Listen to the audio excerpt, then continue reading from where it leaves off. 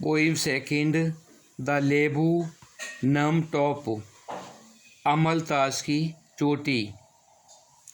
यह कविता एक अमलतास के वृक्ष और एक सोनचिड़ी के बारे में है।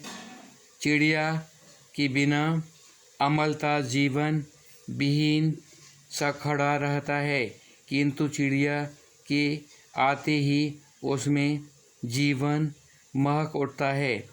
जैसे ही चिड़िया वृक्ष से उड़ती है, वह पुनः शांत और जीवन विहीन हो जाता है। This poem is about a laburnum and goldfish. The laburnum seems to be lifeless without the goldfish, but as the goldfinch comes, it enlives. As the launches from the tree, it becomes still and lifeless again. Question 1.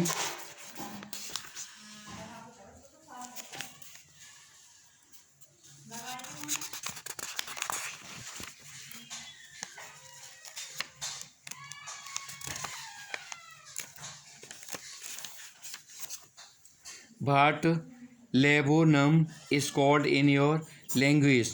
आपकी भाषा में laburnum को क्या कहा जाता है? It is called अमलतास, इसे अमलतास कहा जाता है। Which local bird is like the goldfinch? कौन सी स्थानीय चिड़िया सोनचिड़ी जैसी होती है? Singing sparrow of yellow color looks like the goldfinch. पीले रंग की गाने वाली चिड़िया गौरैया सोनचिड़ी जैसी लगती है। What do you notice about the beginning and ending of the poem? कविता के आरंभ व अंत में आप किस बात पर ध्यान देते हैं? In the beginning of the laburnum is silent and quite still. In the end too, it is left empty when the goldfinch flies away. Thus it is same both in the beginning and in the end. आरंभ में अमलता शांत और बिल्कुल स्थिर है, अंत में भी चिड़िया की उड़ जाने पर यह खाली रह जाता है।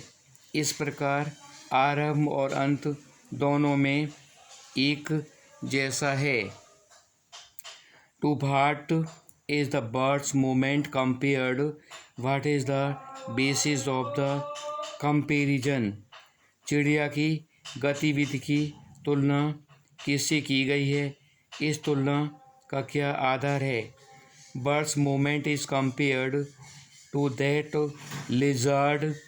The basis of the comparison is about they both are sleek, alert and abrupt.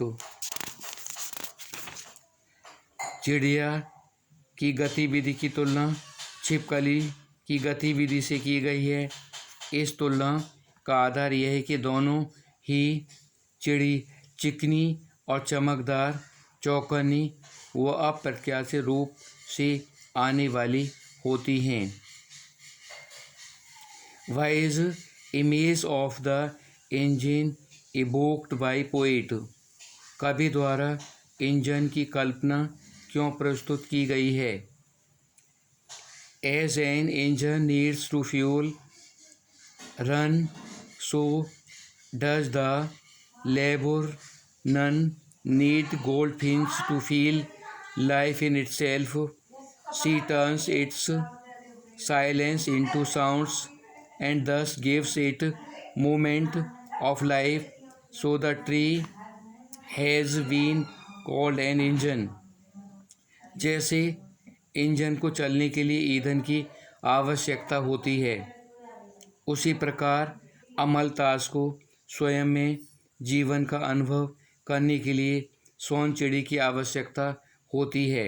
यह अमलतास की नीरवता को आवाज़ों में बदल देती है और इस प्रकार उसमें जीवन का संचार करती है। इसलिए पेड़ को इंजन कहा गया है। What do you like most about the poem? कविता में आपको क्या अधिक पसंद आता है? It likes describe most when the goldfish comes from the laburnum get filled with chirps. Here her young wants to make sound and fill the tree with life and activity. मुझे यह वर्णन बहुत पसंद आता है जब सोनचिड़ी के आने से अमलतास चहचहाहट से भर जाता है। सोनचिड़ी के बच्चे भी शोर करते हैं और पेड़ को जीवन व गतिविधि से भर देते हैं।